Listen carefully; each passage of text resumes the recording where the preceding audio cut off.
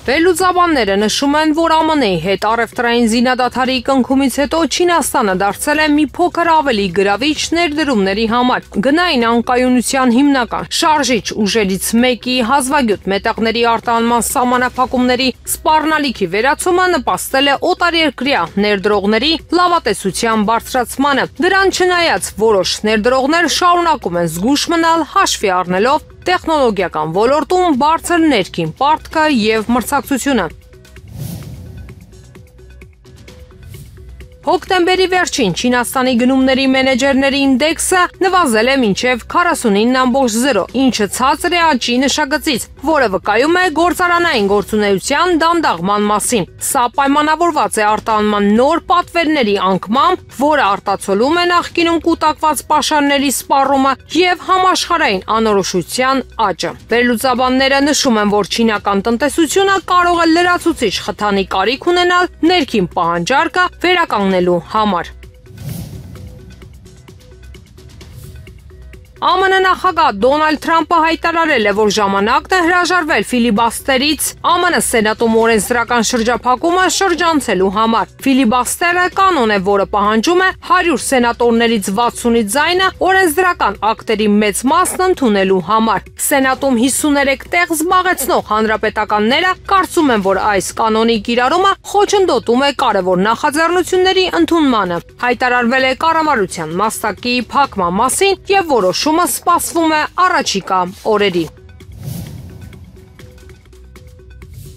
ԱՄՆ պաշտպանության նախարար Փիթ Հեքսեթը երկկողմ հանդիպումներ է ունեցել Չինաստանի և Հնդկաստանի պաշտպանության նախարարների հետ Հարավարևելյան Ասիայի երկրների ասոցիացիայի գագաթնաժողովի շրջանակներում։ Նրանք քննարկել են Հնդ-Խաղաղօվկիանոսյան տարածաշրջանում անվտանգության հարցեր, ծովային ուղիների պաշտպանություն և Հարավչինական ծովում մոխրակույն գոտու դեմ պայքար։ Հնդկաստանը և ԱՄՆ-ն նաև ստորագրել են պաշտպանական համագործակցության 10-ամյա շրջանակ։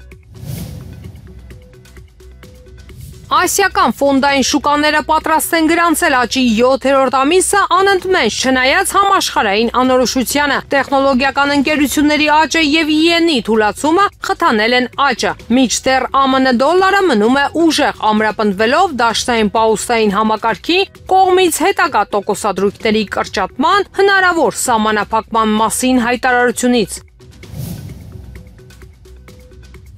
Ու Wall Street-ում հիմնական ինդեքսները օրն ավարտեցին անկումով։ S&P 500-ը և Nasdaq-ը գրեթե 1%-ով անկում ապրեցին Microsoft-ի և Meta Platforms-ի նման մեգակապիտալ բաժնետոմսերի անկման պատճառով։ Ներդրողները մտահոգված են այս ընկերություններում արհեստական բանականության վրա ագրեսիվ ծախսերով և դաշնային պաուստային համակարգի կողմից խիստ դրամավարկային քաղաքականության ազդանշանով։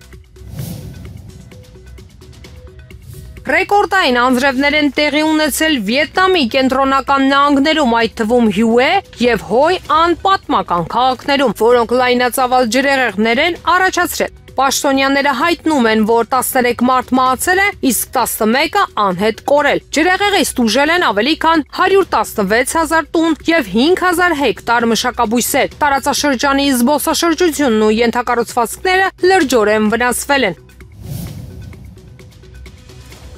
Ուկրաինայի իշխանությունները հայտարարել են, որ Ռուսաստանը Ուկրաինայում հակամարտության մեջ օգտագործում է 9M729 հրթիռ, նույն հրթիռը, որն օգտագործվել է միջուկային պայմանագրերի շուրջ վեճում։ Այս համակարգի օգտագործումը կրկին հարցեր է առաջացնում ռազմավարական սպառազինությունների վերահսկողության ռեժիմի կայունության վերաբերյալ և կարող է մեծացնել միջազգային լարվածությունը։ ԱՄՆ ներկայացուցիչը ֆորումում հայտնել է, որ երկրի մասնակցությունը շատ ուժեղ և դիմացկուն էր, չնայած նախագահ Թրամփի Հարավային Կորեայից վաղաժամ մեկնելուն և գագաթնաժողովի մի մասից նրա բացակայությանը։ Պատվիրակությունը շարունակել է բանակցությունները և ընդգծել, որ ժամանակացույցը միշտ չէ, որ համապատասխանում է առաջնորդների ժամանակացույցին, բայց քննարկվում են համագործակցության կարևոր թեմաներ։